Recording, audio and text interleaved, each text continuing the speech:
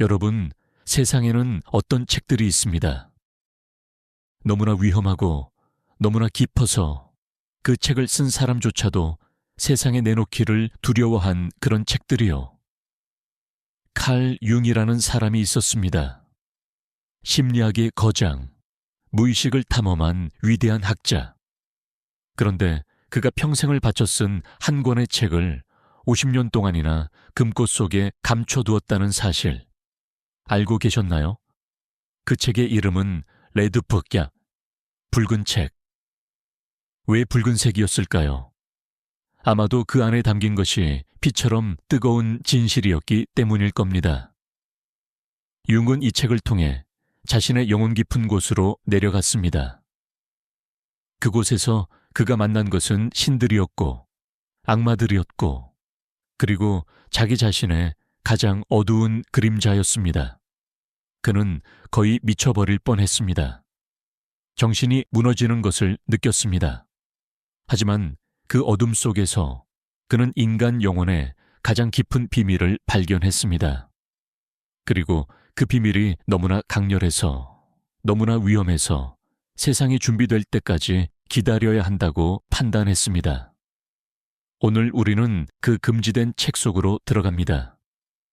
윤기 왜 이 책을 숨겼는지, 그 안에서 그가 무엇을 발견했는지, 그리고 그것이 지금 여러분의 삶에 어떤 의미를 가지는지 함께 탐험해 보려 합니다. 1913년 칼 융의 삶이 무너지기 시작했습니다. 그때 그의 나이 38, 성공한 정신과 의사였고 스승 지그문트 프로이트의 총애를 받는 제자였습니다. 모든 것이 완벽해 보였습니다. 그런데 어느 날 윤근 깨달았습니다. 프로이트가 말하는 무의식, 그것이 전부가 아니라는 것을요. 프로이트는 모든 것을 선격으로 설명하려 했습니다. 인간의 모든 행동, 모든 꿈, 모든 갈등이 억압된 성적 욕망에서 비롯된다고 믿었습니다. 하지만 윤근 달랐습니다. 그는 자신의 환자들을 보면서, 자신의 꿈을 들여다보면서 무의식 속에 더 깊고 더 오래된 무언가가 있다는 것을 느꼈습니다. 그것은 개인의 경험을 넘어선 것이었습니다. 인류 전체의 기억이 담긴 어떤 층, 집단 무의식이라 부를 수 있는 것이었습니다. 윤기 프로이트에게 이런 생각들을 털어놓았을 때 두 사람의 관계는 금이 가기 시작했습니다. 프로이트는 융을 자신의 후계자로 생각했습니다. 정신분석학을 이어갈 아들 같은 존재였죠. 하지만 융은 더 이상 프로이트의 이론에 갇혀 있을 수 없었습니다. 진실을 향한 그의 갈망이 너무 강했으니까요. 결국 1913년 두 사람은 완전히 결별했습니다. 스승과 제자의 관계가 끝난 것입니다. 여러분, 이것이 단순한 학문적 논쟁이었을까요? 아닙니다. 융에게 프로이트는 아버지 같은 존재였습니다. 그를 떠나는 것은 마치 집을 떠나는 것과 같았습니다. 안전했던 세계가 무너지는 것과 같았습니다.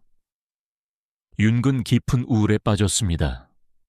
밤마다 악몽에 시달렸습니다. 환상들이 그를 괴롭혔습니다. 그는 자신이 미쳐가고 있다고 느꼈습니다. 정신병원에 입원해야 하는 건 아닐까 두려워했습니다. 하지만 윤근 다른 선택을 했습니다. 도망치지 않기로 한 것입니다. 이 무너짐, 이 혼돈, 이 어둠 속으로 직접 들어가기로 결심했습니다. 그는 생각했습니다. 만약 내가 정신과 의사로서 환자들의 무의식을 탐험한다면 나 자신의 무의식도 탐험해야 하지 않을까? 만약 내가 다른 사람들에게 자신의 내면을 들여다보라고 한다면 나도 똑같이 해야 하지 않을까? 그래서 윤근 매일 자신의 무의식과 대화하는 시간을 가지기 시작했습니다. 그는 이것을 능동적 상상이라고 불렀습니다. 깨어있는 상태에서 꿈을 꾸는 것과 비슷했습니다. 그는 조용한 곳에 앉아 눈을 감았습니다. 그리고 무의식에서 올라오는 이미지들을 그냥 지켜보았습니다. 통제하려 하지 않았습니다. 판단하지 않았습니다. 그냥 있는 그대로 받아들였습니다. 처음에는 단편적인 이미지들이었습니다. 하지만 점점 더 생생해졌습니다. 그 이미지들이 살아 움직이기 시작했습니다. 그리고 어느 날 융은 자신이 깊은 어둠 속으로 내려가고 있다는 것을 느꼈습니다. 마치 동굴 속으로 지하 세계로 내려가는 것 같았습니다. 그는 두려웠습니다. 하지만 계속 내려갔습니다. 그 어둠 속에서 융은 이상한 존재들을 만나기 시작했습니다. 첫 번째로 만난 것은 그림자였습니다. 융이 말하는 그림자는 우리 안의 어두운 면입니다. 우리가 인정하고 싶지 않은 부분, 숨기고 싶은 부분, 부끄러워하는 부분, 질투심, 분노, 욕심, 좀 잔인함. 우리는 이런 것들을 억누르고 살아갑니다. 착한 사람처럼 보이려고, 도덕적인 사람처럼 보이려고 노력하죠. 하지만 그림자는 사라지지 않습니다. 무의식 속에서 점점 더 강해집니다. 융은 자신의 그림자와 마주했습니다. 그것은 끔찍한 경험이었습니다. 자신 안에 이렇게 어두운 것이 있다는 걸 인정하는 것 쉽지 않았습니다. 하지만 융은 도망치지 않았습니다. 그림자를 직시했습니다. 대화를 나누었습니다. 그리고 깨달았습니다. 그림자는 악이 아니라는 것을요. 그것은 우리의 일부입니다. 억눌린 생명력입니다. 표현되지 못한 에너지입니다. 그것을 인정하고 받아들일 때 우리는 더 온전해집니다. 여러분도 경험해 보셨을 겁니다. 누군가가 우리를 화나게 할 때 우리는 흔히 그 사람을 비난합니다. 저 사람이 이기적이다. 저 사람이 무례하다고 말하죠. 하지만 융은 묻습니다. 정말 그럴까요? 아니면 저 사람 안에서 우리 자신의 그림자를 보는 건 아닐까요? 우리가 억누른 이기심, 우리가 숨긴 무례함을 저 사람이 보여주는 건 아닐까요? 그래서 우리가 화가 나는 건 아닐까요? 융은 더 깊이 내려갔습니다. 그림자 너머에 무엇이 있는지 보기 위해서였습니다. 그리고 그곳에서 그는 더 놀라운 존재들을 만났습니다. 신화 속 인물들 같은 존재들이었습니다. 어떤 때는 노인으로 나타났고 어떤 때는 젊은 여인으로 나타났습니다. 어떤 때는 날개 달린 존재로, 어떤 때는 뱀으로 나타났습니다. 그중 한 명이 살로메였습니다. 성경에 나오는 그 살로메 말입니다. 아름답고 위험한 여인. 융은 처음에 혼란스러웠습니다. 왜 내 무의식 속에 살로메가 있지? 하지만 대화를 나누면서 깨달았습니다. 살로메는 그의 아니마였습니다. 남자 안에 있는 여성성, 감정, 직관, 창조성을 상징하는 존재였습니다. 우리는 흔히 남자는 이성적이고 여자는 감성적이라고 생각합니다. 하지만 융은 말합니다. 모든 남자 안에는 여성적인 면이 있고 모든 여자 안에는 남성적인 면이 있다고요. 남자가 자신의 아니마를 부정하면 감정을 잃어버립니다. 딱딱하고 차가운 사람이 됩니다. 반대로 여자가 자신의 아니무스를 부정하면 주체성을 잃어버립니다. 누군가에게 의존하는 사람이 됩니다. 살로메와의 대화는 융에게 자신의 감정 세계를 열어주었습니다. 그는 이성만으로는 진실에 도달할 수 없다는 것을 깨달았습니다. 직관과 감정도 필요하다는 것을요. 논리와 감성, 이성과 직관, 남성성과 여성성이 조화를 이룰 때 우리는 완전해진다는 것을 배웠습니다. 그리고 또 다른 존재가 나타났습니다. 필레몬이라는 이름의 노인이었습니다. 날개를 가진 존재였습니다. 융은 처음에 이 존재가 자신의 상상의 산물이라고 생각했습니다. 하지만 대화를 나누면서 점점 더 실제하는 것처럼 느껴졌습니다. 필레몬은 융에게 많은 것을 가르쳐 주었습니다. 융조차도 몰랐던 것들을 말해 주었습니다. 여러분, 이것이 바로 무의식의 신비입니다. 무의식은 단순히 억압된 기억의 저장소가 아닙니다.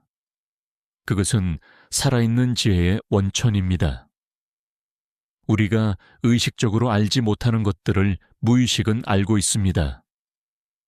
우리가 배우지 않은 것들을 무의식은 가지고 있습니다. 어떻게 그럴 수 있을까요? 융은 이것을 집단 무의식이라고 설명했습니다. 인류가 수천 년 동안 쌓아온 경험과 지혜가 우리 모두의 무의식 속에 담겨 있다는 것입니다. 한국에도 비슷한 생각이 있지 않습니까? 우리 조상들은 말씀하셨습니다. 꿈에 조상이 나타나 길을 알려주었다고. 산신령이 현몽하여 가르침을 주었다고. 이것을 미신이라고 치부할 수도 있습니다. 하지만 융의 관점에서 보면 이것은 무의식의 지혜가 우리에게 말을 거는 방식입니다. 옛사람들은 이것을 신이나 영혼의 언어로 이해했고 융은 이것을 무의식의 언어로 이해했습니다. 표현은 다르지만 본질은 같습니다. 필레몬은 융에게 가장 중요한 가르침을 주었습니다. 그것은 바로 자아가 중심이 아니라는 것이었습니다. 우리는 흔히 생각합니다. 나라는 존재, 내 의식, 내 생각, 내 의지가 나의 전부라고. 하지만 융은 깨달았습니다. 자아는 빙산의 일각에 불과하다는 것을요. 물 밑에는 훨씬 더 거대한 무의식이 있습니다. 그리고 그 무의식의 중심에는 자기, 셀프라고 부르는 것이 있습니다. 자기는 우리의 진정한 중심입니다. 의식과 무의식을 모두 아우르는 전체성입니다. 융은 이것을 신성이라고도 불렀습니다. 우리 안에 신이라고 했습니다. 이것은 종교적인 의미가 아닙니다. 융이 말하는 신은 교리나 도구마가 아닙니다. 그것은 우리 안에서 살아 숨쉬는 생명력, 우리를 온전함으로 이끄는 힘입니다. 자아가 자기를 만날 때 엄청난 변화가 일어납니다. 융은 이것을 개성화라고 불렀습니다. 우리가 진정으로 우리 자신이 되는 과정입니다. 남들이 원하는 모습이 아니라 사회가 요구하는 역할이 아니라 진짜 나 자신이 되는 것입니다. 하지만 이것은 쉬운 일이 아닙니다. 왜냐하면 그것은 죽음을 요구하기 때문입니다. 자아의 죽음을요. 융은 레드북을 쓰면서 이 죽음을 경험했습니다. 그는 자신이 알던 자기 자신이 무너지는 것을 느꼈습니다. 성공한 의사로서의 정체성, 학자로서의 정체성, 남편과 아버지로서의 정체성, 이 모든 것이 흔들렸습니다. 그는 자신이 누구인지 몰랐습니다. 길을 잃었습니다. 미쳐가는 것 같았습니다. 여러분, 이런 경험을 해보신 적 있나요? 인생의 어느 순간 모든 것이 무너지는 것 같은 느낌. 지금까지 당연하다고 생각했던 것들이 더 이상 의미가 없어지는 순간. 내가 누구인지, 무엇을 원하는지, 어디로 가야 하는지 알 수 없는 그런 시간. 우리는 이것을 위기라고 부릅니다. 중년의 위기, 정체성의 위기, 실존적 위기. 무섭고 고통스러운 경험입니다. 하지만 융은 말합니다. 이것은 단순한 위기가 아니라고. 이것은 변화의 시작이라고. 낡은 자아가 죽어야 새로운 자기가 탄생할 수 있다고. 번데기가 죽어야 나비가 될 수 있듯이 우리의 옛 정체성이 무너져야 진정한 우리가 나타날 수 있다고 말입니다. 윤근 이 과정을 통과했습니다. 쉽지 않았습니다. 때로는 정말로 미쳐버릴 것 같았습니다. 하지만 그는 계속 무의식과 대화했습니다. 그림을 그렸습니다. 글을 썼습니다. 환상을 기록했습니다. 그리고 천천히, 아주 천천히 새로운 이해가 찾아왔습니다. 새로운 중심이 형성되었습니다. 그것은 자아가 아니었습니다. 그보다 훨씬 더 깊고 더 넓은 무언가였습니다. 바로 자기였습니다. 윤근 깨달았습니다. 진정한 치유는 증상을 없애는 것이 아니라는 것을요. 우울증을 치료하는 것, 불안을 제거하는 것, 이것만으로는 충분하지 않습니다. 진정한 치유는 전체성을 회복하는 것입니다. 우리의 모든 부분, 빛과 어둠, 의식과 무의식, 남성성과 여성성, 이 모든 것을 통합하는 것입니다. 그리고 그 중심에서 자기를 발견하는 것입니다. 이 모든 경험을 윤근 레드 북에 기록했습니다. 아름다운 그림들과 함께요. 윤근 화가가 아니었지만 그림을 그렸습니다. 왜냐하면 무의식의 언어는 그림이기 때문입니다. 상징이기 때문입니다. 말로는 표현할 수 없는 것들을 그림은 보여줄 수 있습니다. 융의 그림들을 보면 놀랍습니다. 중세 필사본 같기도 하고 만다라 같기도 하고 연금술 문서 같기도 합니다. 만다라, 여러분도 들어보셨을 겁니다. 원안에 그려진 신성한 그림입니다. 티베트 불교에서 많이 사용하죠. 융은 자신도 모르게 만다라를 그리기 시작했습니다. 나중에야 그것이 만다라라는 것을 알았습니다. 왜 그랬을까요? 융은 깨달았습니다. 만다라는 자기의 상징이라는 것을요. 중심을 향한 움직임, 통합을 향한 여정, 전체성의 이미지. 인류가 수천 년 동안 만다라를 그려온 이유는 그것이 우리 영혼의 가장 깊은 구조를 반영하기 때문입니다. 한국에도 만다라가 있습니다. 불교 사찰의 탱화를 보면 아름다운 만다라들을 볼 수 있습니다. 우리 조상들도 이 원의 신비를 알고 있었습니다. 원은 완전함입니다.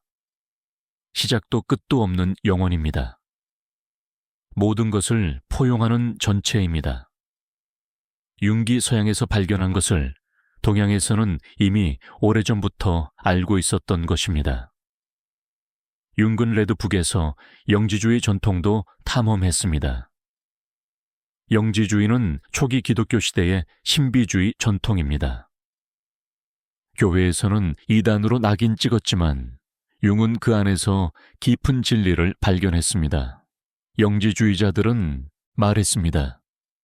구원은 외부에서 오는 것이 아니라 내면의 알매서 온다고.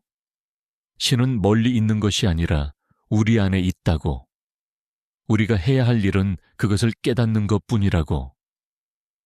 융은 이것이 자신의 경험과 일치한다는 것을 알았습니다. 그가 무의식 속에서 만난 신들, 영적 존재들, 이것들은 외부에서 온 것이 아니었습니다. 그것들은 그의 내면에서 집단 무의식에서 나온 것이었습니다. 신성은 우리 밖에 있는 것이 아니라 우리 안에 있습니다. 우리가 해야 할 일은 그것과 연결되는 것입니다. 하지만 여기서 조심해야 할 것이 있습니다. 윤근 종교를 부정하지 않았습니다. 오히려 종교의 심리적 진실을 존중했습니다. 종교의 상징들, 의례들, 신화들은 모두 무의식의 언어입니다. 그것들은 우리를 자기와 연결시켜주는 다리입니다. 문제는 우리가 그 상징들을 문자 그대로만 받아들일 때 생깁니다. 상징의 깊은 의미를 잃어버리고 껍데기만 남을 때 종교는 생명력을 잃습니다. 융의 여정은 계속되었습니다. 그는 연금술을 연구했습니다. 중세 연금술사들이 남긴 이상한 문서들을 읽었습니다. 처음에는 이해할 수 없었습니다. 납을 금으로 바꾼다는 게 말이 되나요? 하지만 융은 깨달았습니다. 연금술은 화학이 아니라 심리학이었다는 것을요. 연금술사들이 정말로 변화시키려 한 것은 금속이 아니라 자기 자신이었습니다. 납은 미성숙한 자아를 상징하고 금은 완성된 자기를 상징했습니다. 연금술의 과정은 바로 개성화의 과정이었습니다. 윤군 동양 사상도 깊이 공부했습니다. 특히 도교와 불교에 관심이 많았습니다. 도교의 무의, 불교의 공, 이런 개념들이 그에게는 무의식과 자기를 이해하는 열쇠였습니다. 서양 사람들은 자아를 강하게 만들려고 합니다.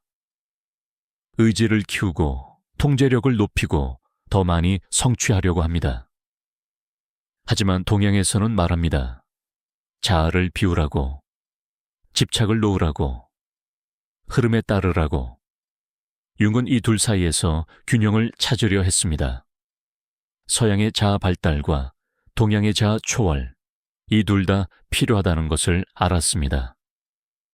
우리는 먼저 강한 자아를 가져야 합니다.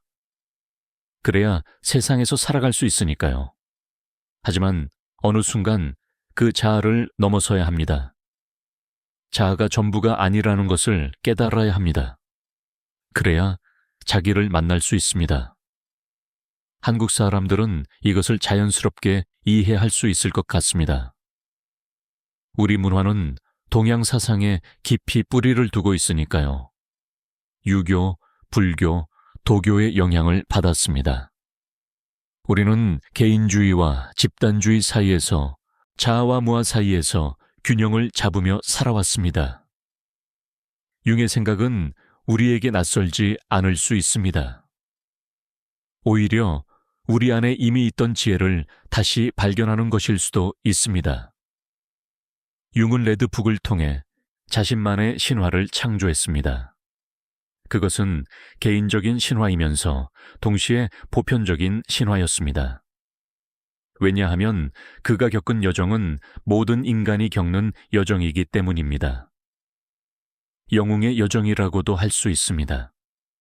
평범한 세상을 떠나 미지의 세계로 들어가고 그곳에서 시련을 겪고 보물을 얻어 돌아오는 여정. 윤기 얻은 보물은 자기였습니다. 그런데 왜 융은 이 책을 숨겼을까요? 왜 50년이나 세상에 내놓지 않았을까요? 여러 이유가 있었을 겁니다. 첫째, 이 책은 너무나 개인적이었습니다. 융의 가장 깊은 내면, 가장 취약한 순간들이 담겨 있었습니다. 그것을 세상에 보여준다는 것은 자신을 완전히 드러내는 것과 같았습니다. 융도 사람이었습니다. 두려웠을 겁니다. 사람들이 이해하지 못하고 미쳤다고 생각할까봐 걱정했을 겁니다. 둘째, 융은 자신의 경험이 오해될 수 있다는 것을 알았습니다. 사람들이 레드북을 읽고 무의식과 대화하는 것이 쉽다고 생각할까봐 걱정했습니다. 하지만 그것은 위험한 일입니다. 제대로 준비되지 않은 사람이 무의식 속으로 너무 깊이 들어가면 정말로 정신이 무너질 수 있습니다. 융 자신도 거의 미쳐버릴 뻔했으니까요. 그는 말했습니다. 무의식과의 대면은 훈련된 사람의 안내 아래 조심스럽게 이루어져야 한다고. 셋째, 융은 자신의 학문적 명성을 지키고 싶었을 수도 있습니다. 그는 과학자였습니다. 증거를 중시하고 논리를 중요하게 여기는 사람이었습니다. 하지만 레드북은 과학이 아니었습니다. 그것은 신비주의였습니다. 환상이었습니다. 신들과의 대화였습니다. 당시의 과학계에서 이런 것들을 받아들일 리 없었습니다. 사람들이 융을 심각하게 받아들이지 않을 것이 분명했습니다. 하지만 가장 중요한 이유는 아마도 이것일 겁니다. 융은 세상이 아직 준비되지 않았다고 생각했습니다. 20세기 초반, 세상은 이성과 과학의 시대였습니다. 프로이트의 정신 분석도 과학적으로 보이려고 애썼습니다. 신비주의, 영성, 무의식의 깊은 층들, 이런 것들은 구시대의 미신으로 치부되었습니다. 융은 알았습니다. 이 책이 세상에 나오려면 시간이 필요하다는 것을요. 사람들이 다시 영혼의 목마름을 느낄 때까지 기다려야 한다는 것을요. 그래서 융은 레드북을 금고에 넣었습니다. 그리고 다른 방식으로 자신의 통찰을 세상과 나누었습니다. 학술 논문을 썼습니다. 책을 출판했습니다. 원형, 집단 무의식, 개성화, 이런 개념들을 조심스럽게 소개했습니다. 과학적 언어로 포장했습니다. 그렇게 해서 사람들이 조금씩 받아들일 수 있게 했습니다. 윤기 죽은 것은 1961년이었습니다. 레드북은 여전히 금고 속에 있었습니다. 융의 가족들은 그것을 세상에 내놓지 않았습니다. 융의 뜻을 존중했습니다. 하지만 시간이 흘렀습니다. 세상이 변했습니다. 사람들이 다시 영성에 관심을 갖기 시작했습니다. 명상, 요가, 동양 사상이 서양에 퍼졌습니다. 심리학도 변했습니다. 무의식, 꿈, 상징을 다시 진지하게 받아들이기 시작했습니다. 그리고 마침내 2009년 윤기 죽은 지 거의 50년 만에 레드북이 세상에 공개되었습니다. 아름다운 양장본으로 출판되었습니다. 융의 그림들이 그대로 실렸습니다. 세상은 충격을 받았습니다. 융의 이런 면을 몰랐던 사람들이 많았습니다. 학자들은 열광했습니다. 일반 사람들도 관심을 보였습니다. 레드북은 베스트셀러가 되었습니다. 왜일까요? 왜 사람들은 레드북에 그렇게 끌렸을까요? 아마도 우리 모두가 융과 비슷한 갈망을 가지고 있기 때문일 겁니다. 의미를 찾고 싶은 갈망, 자기 자신을 이해하고 싶은 갈망, 온전해지고 싶은 갈망. 현대 사회는 우리에게 많은 것을 줍니다. 편리함, 풍요, 정보. 하지만 영혼을 채워주지는 못합니다. 우리는 여전히 공허함을 느낍니다. 무언가 빠진 것 같은 느낌을 받습니다. 융의 여정은 우리에게 말합니다. 답은 밖에 있지 않다고. 더 많은 성공, 더 많은 돈, 더 많은 인정을 얻는다고 해서 이 공허함이 채워지지 않는다고. 답은 안에 있다고.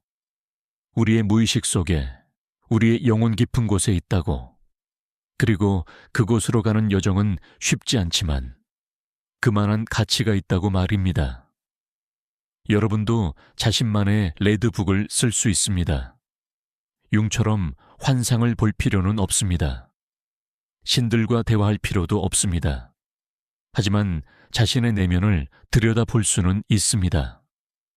자신의 그림자를 인정할 수 있습니다. 자신의 아니마나 아니무스와 대화할 수 있습니다. 자신의 꿈에 귀 기울일 수 있습니다. 어떻게 시작할까요? 간단합니다. 조용한 시간을 가지세요. 하루에 10분이라도 좋습니다. 눈을 감고 숨을 깊이 쉬세요. 그리고 물어보세요. 지금 내 안에서 무슨 일이 일어나고 있을까? 어떤 감정이 있을까? 어떤 생각이 떠오를까? 판단하지 말고 그냥 지켜보세요. 글을 쓸 수도 있습니다. 일기를 쓰듯이. 하지만 외부 사건이 아니라 내면의 움직임을 기록하세요. 꿈을 기록하는 것도 좋습니다. 아침에 일어나자마자 꿈을 메모하세요. 해석하려고 하지 마세요. 일단 기록만 하세요. 시간이 지나면 패턴이 보일 겁니다. 반복되는 이미지, 상징, 주제들이 있을 겁니다. 그것들이 바로 당신의 무의식이 보내는 메시지입니다. 그림을 그릴 수도 있습니다. 융처럼 말이죠. 잘 그릴 필요 없습니다. 그냥 색연필을 들고 종이의 느낌을 표현하세요. 무의식은 말보다 이미지로 더 잘 표현됩니다. 때로는 우리가 말로 표현할 수 없는 것을 그림으로 표현할 수 있습니다. 자신의 그림자와 대면하세요. 이것은 용기가 필요한 일입니다. 자신의 어두운 면을 보는 것은 고통스럽습니다. 하지만 필요합니다. 질문해 보세요. 나는 어떤 것을 억누르고 살아왔을까? 나는 내 안에 어떤 부분을 부끄러워할까? 다른 사람들에게서 나를 화나게 하는 것은 무엇일까? 그것이 혹시 내 안의 그림자를 비추는 건 아닐까? 자신의 아니마나 아니무스를 발견하세요. 남자라면 자신의 여성적인 면을 탐험해 보세요. 감정, 직관, 부드러움, 수용성. 이런 것들을 억누르고 살지 않았나요? 여자라면 자신의 남성적인 면을 발견해 보세요. 주장, 의지, 독립성, 논리. 이런 것들을 부정하고 살지 않았나요? 우리는 온전해지기 위해 양쪽 모두가 필요합니다. 그리고 가장 중요한 것, 자기를 향한 여정을 시작하세요. 이것은 평생의 과정입니다. 하루아침에 이루어지지 않습니다. 하지만 한 걸음씩 나아갈 수 있습니다. 자신에게 물어보세요. 나는 정말 누구인가? 다른 사람들의 기대가 아니라, 사회의 요구가 아니라, 진짜 나는 누구인가? 무엇이 나를 살아있게 하는가? 무엇이 내 영혼을 깨우는가? 이 여정은 고독할 수 있습니다. 융도 혼자였습니다. 아무도 그의 경험을 완전히 이해할 수 없었습니다. 하지만 동시에 그는 전혀 혼자가 아니었습니다. 무의식 속에서 그는 수많은 존재들을 만났습니다. 인류의 지혜와 연결되었습니다. 자기를 발견했습니다. 여러분도 마찬가지입니다. 이 여정을 시작하면 때로는 외로울 겁니다. 주변 사람들이 이해하지 못할 수도 있습니다. 하지만 당신은 혼자가 아닙니다. 당신의 무의식은 당신과 함께 있습니다. 당신의 자기는 당신을 기다리고 있습니다. 그리고 수천 년 동안 이 길을 걸어온 수많은 사람들의 지혜가 당신을 지지하고 있습니다. 한국의 전통에도 이런 여정이 있었습니다. 산으로 들어가 수도하는 것, 절에서 참선하는 것, 이런 것들이 모두 자기를 찾는 여정이었습니다. 옛 선비들이 자연 속에서 마음을 닫고 도를 구했던 것도 같은 맥락입니다. 표현은 다르지만 본질은 같습니다. 진정한 자신을 발견하는 것, 온전해지는 것, 깨달음에 이르는 것. 현대를 사는 우리는 산으로 들어갈 수 없을지도 모릅니다. 하지만 일상 속에서도 이 여정을 할 수 있습니다. 출퇴근길에, 잠들기 전에, 주말 아침에 조용히 앉아 자신과 대화할 수 있습니다. 산이 없어도 마음속에 고요한 공간을 만들 수 있습니다. 융기 레드북을 통해 보여준 것은 인간 영혼의 무한한 깊이입니다. 우리는 우리가 생각하는 것보다 훨씬 더 복잡하고 훨씬 더 신비롭고 훨씬 더 아름답습니다. 우리 안에는 빛과 어둠이 공존합니다. 신성과 동물성이 함께 있습니다.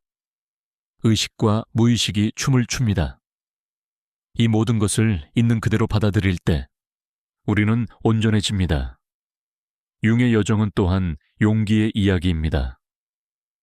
자신의 관계를 직시하는 용기, 어둠 속으로 내려가는 용기, 모든 것을 잃을지도 모른다는 두려움을 넘어서는 용기. 이런 용기 없이는 진정한 변화가 일어날 수 없습니다. 우리는 안전한 곳에 머물고 싶어 합니다. 익숙한 것에 매달리고 싶어 합니다. 하지만 성장은 항상 위험을 수반합니다. 동시에 융의 여정은 겸손의 이야기이기도 합니다. 자아가 전부가 아니라는 것을 인정하는 겸손, 자신이 모른다는 것을 받아들이는 겸손, 무의식의 지혜에 귀 기울이는 겸손. 우리는 흔히 모든 것을 통제하려 합니다. 우리의 의지로 삶을 만들어가려 합니다. 하지만 융은 말합니다. 때로는 내려놓아야 한다고, 흐름에 맡겨야 한다고, 자기가 이끄는 대로 따라가야 한다고. 이것이 바로 동양 사상과 만나는 지점입니다. 도교의 무의자연, 물처럼 흐르는 것, 불교의 무아, 자에 대한 집착을 놓는 것, 유교의 초명, 하늘의 뜻을 따르는 것. 표현은 다르지만 모두 같은 진리를 가리킵니다.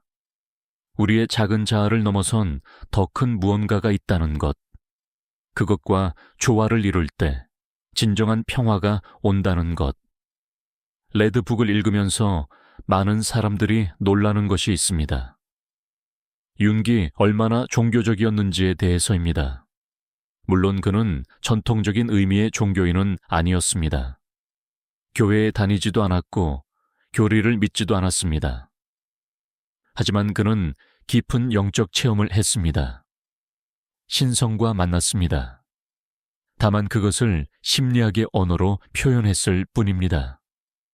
이것이 융의 위대함입니다. 그는 과학과 영성 사이에 다리를 놓았습니다. 서양과 동양 사이에 다리를 놓았습니다. 고대와 현대 사이에 다리를 놓았습니다. 그는 우리에게 보여주었습니다. 영적인 것을 추구하면서도 이성을 잃지 않을 수 있다고, 과학적이면서도 신비를 받아들일 수 있다고. 현대를 사는 우리에게 이것은 중요한 메시지입니다. 우리는 종교와 과학 사이에서 갈등합니다. 이성과 감성 사이에서 찢어집니다. 물질과 영혼 사이에서 혼란스러워합니다. 융은 말합니다. 둘 중 하나를 선택할 필요가 없다고, 양쪽 모두를 가질 수 있다고, 아니, 양쪽 모두가 필요하다고. 그래서 융의 심리학은 단순한 치료법이 아닙니다. 그것은 삶의 방식입니다. 세상을 보는 방식입니다. 자기 자신을 이해하는 방식입니다. 의미를 찾는 방식입니다. 융을 따른다는 것은 어떤 이론을 받아들이는 것이 아니라 자신만의 여정을 시작하는 것입니다. 그리고 이 여정의 목적지는 정해져 있지 않습니다. 융도 자신이 어디에 도달할지 몰랐습니다. 그냥 계속 나아갔을 뿐입니다. 한 걸음씩, 조심스럽게, 때로는 두려움에 떨면서. 하지만 멈추지 않았습니다. 왜냐하면 그는 알았습니다. 이것이 자신의 길이라는 것을요. 이것이 의미 있는 삶을 사는 방법이라는 것을요. 윤근 말년에 이렇게 말했습니다. 자신의 인생에서 가장 중요했던 것은 무의식과의 대면이었다고. 레드북을 쓴 그 시기가 자신의 전 생애를 결정지었다고.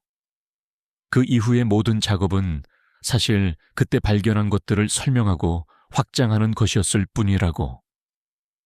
만약 그가 그 위기의 순간에 도망쳤다면, 만약 그가 자신의 내면을 탐험하지 않았다면 우리가 아는 칼 융은 존재하지 않았을 것입니다. 이것은 우리 모두에게 해당됩니다. 우리 인생의 가장 중요한 순간은 종종 가장 어려운 순간입니다. 위기의 순간, 고통의 순간, 모든 것이 무너지는 것 같은 순간. 우리는 이런 순간을 피하려 합니다. 당연합니다. 누가 고통을 원하겠습니까? 하지만 윤근 말합니다. 때로는 그 고통 속으로 들어가야 한다고. 그 어둠을 통과해야 한다고. 왜냐하면 그 반대편에 빛이 있기 때문입니다. 여러분 중에도 지금 어려운 시기를 겪고 계신 분이 있을 겁니다. 우울할 수도 있고, 불안할 수도 있고, 길을 잃은 것 같을 수도 있습니다. 그것이 무엇이든 융의 이야기는 희망을 줍니다.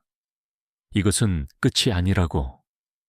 이것은 새로운 시작일 수 있다고. 변화의 문턱에 서 있는 것일 수 있다고. 물론 쉽지 않을 겁니다. 융도 쉽지 않았습니다. 하지만 가능합니다. 그리고 그만한 가치가 있습니다. 진정한 자신을 발견하는 것, 온전해지는 것, 의미 있는 삶을 사는 것, 이것보다 더 중요한 것이 있을까요? 여러분, 칼 융기 레드북을 50년간 숨긴 이유, 이제 이해가 되시나요? 그것은 단순히 개인적인 부끄러움 때문이 아니었습니다. 그것은 세상에 대한 배려였습니다. 너무 강렬한 진실은 사람들을 압도할 수 있습니다. 너무 깊은 통찰은 준비되지 않은 사람을 혼란스럽게 할 수 있습니다. 융은 기다렸습니다. 때가 무르익기를, 사람들이 준비될 때를 기다렸습니다. 그리고 이제 그 책이 우리 앞에 있습니다. 우리가 원한다면 읽을 수 있습니다. 하지만 더 중요한 것은 우리 자신의 레드북을 쓰는 것입니다. 우리 자신의 여정을 시작하는 것입니다. 우리 자신의 무의식과 대면하는 것입니다. 융의 책은 영감을 줄 수 있습니다. 길을 보여줄 수 있습니다. 하지만 그 길을 걷는 것은 우리 각자의 몫입니다. 그래서 오늘, 지금 이 순간 여러분을 초대합니다. 자신의 내면으로 가는 여정을 시작하세요. 거창할 필요 없습니다. 작게 시작하세요. 오늘 밤 잠들기 전에 10분만 조용히 앉아보세요. 눈을 감고 물어보세요. 나는 누구인가? 진짜 나는 무엇을 원하는가? 그리고 떠오르는 대로 적어보세요. 판단하지 말고, 검열하지 말고, 그냥 흐르는 대로 적어보세요. 그것이 여러분 레드북의 첫 페이지가 될 것입니다. 그리고 매일 조금씩 써나가세요. 한 달 후, 1년 후, 10년 후, 여러분은 놀랄 겁니다. 얼마나 많이 변했는지, 얼마나 많이 성장했는지, 얼마나 많이 발견했는지, 그리고 그 여정 자체가 바로 삶의 의미가 될 것입니다. 융기 레드북에서 말한 것처럼 길은 우리를 기다리지 않습니다. 우리가 길을 만들어야 합니다. 우리 자신의 발자국으로 길을 만들어야 합니다. 다른 사람의 길을 따라갈 수는 있지만 결국 우리는 우리만의 길을 찾아야 합니다. 왜냐하면 우리 각자는 독특하기 때문입니다. 우리 각자는 고유한 여정을 가지고 있기 때문입니다. 한국에는 좋은 말이 있습니다. 백문이 불여일견. 100번 듣는 것보다 한 번 보는 게 낫다는 뜻이죠. 융의 경우에는 이렇게 말할 수 있을 것 같습니다. 100번 읽는 것보다 한 번 경험하는 게 낫다고. 레드북을 100번 읽어도 융의 경험을 완전히 이해할 수는 없습니다. 하지만 단 한 번이라도 자신의 무의식과 진정으로 만난다면 그것이 무엇을 의미하는지 알 수 있습니다. 그러니 두려워하지 마세요. 여러분 안의 어둠을 두려워하지 마세요. 그것은 적이 아닙니다. 그것은 아직 통합되지 않은 여러분의 일부입니다. 인정하고 받아들이면 그것은 여러분의 힘이 됩니다. 여러분을 온전하게 만듭니다. 융기 그랬던 것처럼요. 그리고 기억하세요. 이 여정에서 여러분은 혼자가 아닙니다. 융기 여러분과 함께 있습니다. 수천 년의 인류 지혜가 여러분과 함께 있습니다. 그리고 무엇보다 여러분의 자기, 여러분의 진정한 본질이 여러분을 기다리고 있습니다. 그것을 향해 나아가세요. 한 걸음씩 용기를 내어 믿음을 가지고.